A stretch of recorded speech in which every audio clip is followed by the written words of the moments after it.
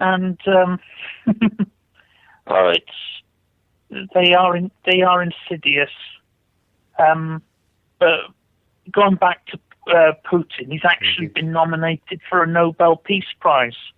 And I know some people at the moment who don't know any better are questioning this, but when you consider what he's done in the past year, and when you consider that Barack Obama won a Nobel Peace Prize just for a few speeches a few years back, I think Putin's much more deserving of a Nobel Peace Prize than Obama or the EU. You're off your fucking nut, you trap. You're off your nut, Jonathan. I hear what you're saying, yeah, I hear what you're saying. I mean, give us his list of achievements. He stopped the Syrian war, but then what he's achieved is fucking the square root of zero, Jonathan, because they're still there doing it.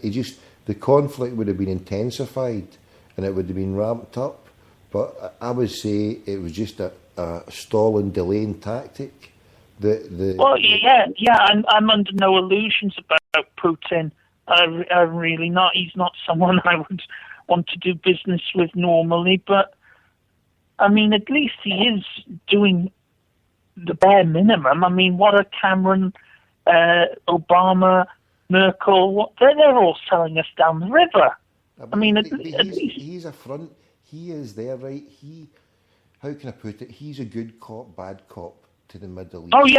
Oh yeah. He can go in to the Middle East, or he can have representatives there, right? And the whole fucking time, right? So when he's saddling up to Syria and Iran, he's getting all shit out of them, and if they're crazy enough to fucking trust him, then they fucking really deserve whatever comes to them. But maybe they don't trust him.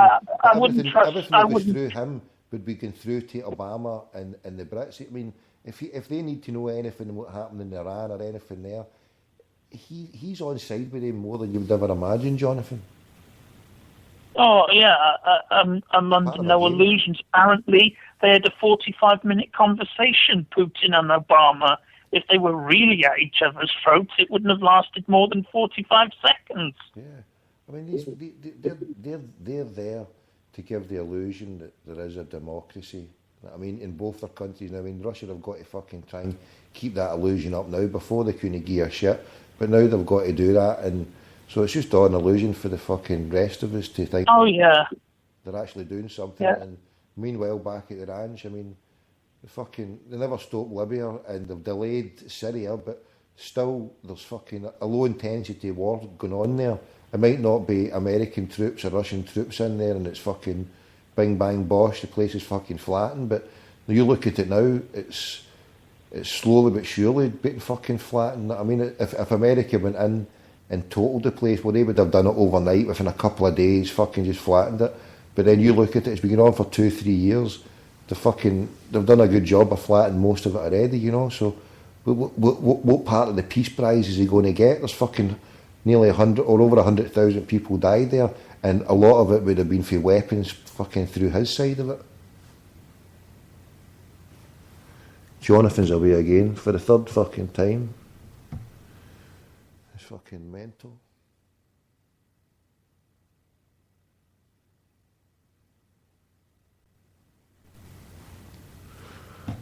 Could not connect.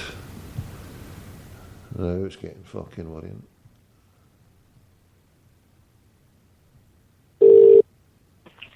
They're out tonight, aren't they? All the ghouls. Couldn't get you tonight there, Jonathan. I tried to phone you and it says could not connect. Dirty fuckers. Well, then let me just say, CIA, Mossad, MI5, go fuck yourselves, you dirty, lousy, murderous bastards. Crack on. Yeah. Yeah. I mean, they don't, even the Western media aren't even telling the truth about Russia's so-called anti-gay laws. Because I don't know if you've seen the reports by Paul Joseph Watson, but apparently what this so-called gay law is about is stopping Western media companies from promoting programs that feature smut and excessive sexuality in programs aimed at children. So it's not explicitly anti-gay, it's actually a family values type law where we don't want the children exposed to a hypersexualization. Which they are here. I mean, you just have to look at the capitalist system. What kind of sick fucking system would sell 6-7-year-old clothes that fucking have their asses hanging out, or fucking sexually explicit messages on it, or fucking the same type clothes as Katie fucking Puntash or whatever she's called, and fucking Britney Spoons, and fucking Radio Goo Goo or whatever she's called. So these fucking dafties with their front bits hanging out, with fucking highways like that. I mean, first of all, the message it's sending out there, but when you find these fucking clothing retail fucking giants selling clothes that women, you know, that should be there for women, for fucking wains, then we've got a serious fucked up problem in this country. Seriously, you know, no wonder there's a dirty bastard there who's just been outed, Cameron you for the last 3 weeks, a dirty bastard that sat close to the fucking seat of government for 40 years. Anytime there's been it's more than that. He's actually one of Cameron's closest advisors. It's not just any old aide. It's actually it's Cameron's best friend, bar George Osborne. How old is this guy? How old is he? Is he like a father figure? No, he's. I'm not sure, but I think he's pretty much his contemporary. He's a friend. Well, I don't know. He can be a bit older as still be a friend, but I heard him saying he'd been about for 40 years, so that would indicate he's probably in his 60s. So well, it wouldn't surprise me, but I think that if these allegations are substantiated, that we've got proof that the country's been run by a paedophile. A paedophile ring has been sitting in the very heart of government, all through the fucking Major and Thatcher years, and quite possibly under the Labour fucking thing, mate. So what have we got? We've got a bunch of fucking sexual deviants running the country, mate. This is fucked up. Oh, yeah, it's just... It's beyond belief, mate, isn't it? I mean, you've got the British bum cream fucking with all that fucking shite, and then you're talking about the BBC. The BBC, they are just completely discredited. They really are. I mean, they deliberately insult people's intelligence, because if they actually told the truth, 40% of the country would stop paying the license fee, and they'd be fucked. They would be fucked. They would have no revenue, because half the country would have turned on them, because they would have confirmed what we already know, that the BBC, far from being objective and impartial, has an agenda. I mean, I listen to Radio 4 most nights, and between the hours of 8 and 10, you get all sorts of New World Order propaganda, eugenics, why these movements against the New World Order are bad. It's nudge theory. Oh, that awful theory where we'll nudge people to do the right thing, and the dangers of foods, and it's just read between the lines, and it's just non-stop propaganda from 8 till 10 every night on Radio 4. I know what you're saying, mate. I know. But that's done for a reason, mate. That's there for your highbrow. That's done for a specific market, mate. Because they say it's highbrow, but if it was that highbrow, they would actually explain the full implication of what they're doing. What they're doing is that they're pretending to be highbrow, but smuggling these ideas in subconsciously. Well, you see, when I say highbrow, it's people who are deluded, who think they're highbrow and think they know shit, but they're actually the biggest deluded fucking cunts out there. So I'm talking about your people who are, you know, part of the in-game, the 20%, the ones at university we set up, so your doctors, lawyers, accountants, all the ones who are on the top end of the gravy train. These people think that they are the tickets and they control everything and run everything because they're the best paid and they're the best members of society, the professional people, you know. So we, in the olden times, we used to have to sit back and revere these cunts and say everything that they say was gospel and good. But then when you find out that the doctors are making us sick, there was a wonderful thing I saw on Facebook earlier on there today. I'd crossed it. Was it the government, the banks? I can't remember it. The government, the doctors make us sick. The police make us criminals. The justice system makes us criminals.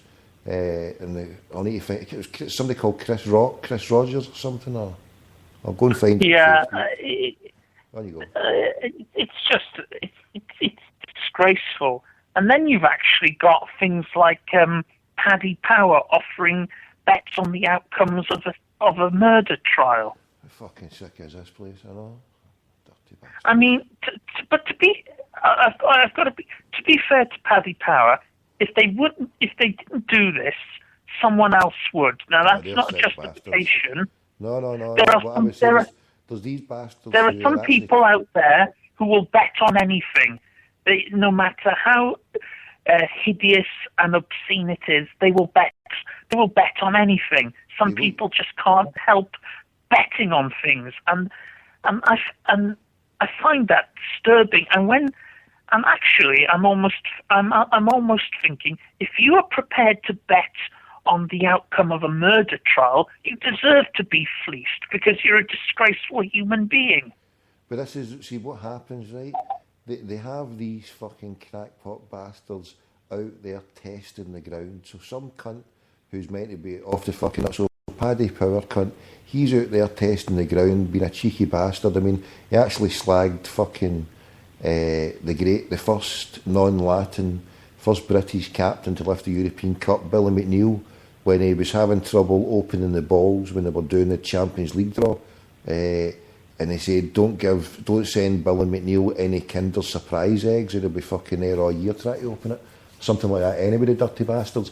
But these dirty bastards, Paddy Power, they think they're being fucking avant-garde and fucking, a bit shocking and all that. But what these people are doing, right, they're testing the ground. They're being front runners, but in 10, 20 years, see betting on fucking trials of people are going to get murdered or whatever. This is the way forward. This is what's happening. There was a wonderful documentary on Russian TV, RT, earlier on today, and it was all about how gaming culture, how it's misogynistic, how it's so violent, and how it's breeding youngsters, and how it's breeding youngsters into fucking violent fucking little bastards who have got no concept of true reality, just fucking kill. And then, all the guns that are being promoted on these games is fucking, it's a good thing that you brought this up, because I actually went to university with someone who has experience in this field of what's now termed esports, electronic sports, and you should have him on the show. I've got his Twitter handle if you're interested, but he would be a great guest to have on. Send me stuff through your DM on Twitter, right, Jonathan? Yeah. Send me on Twitter, and I'll chase him down and ask him. But he's saying many of the same things that we're talking about, not just the misogyny, but also the state of the world and the corruption and the politics. It's just, he'd be a very good guest on that show. Yeah, definitely. Give us his stuff, mate.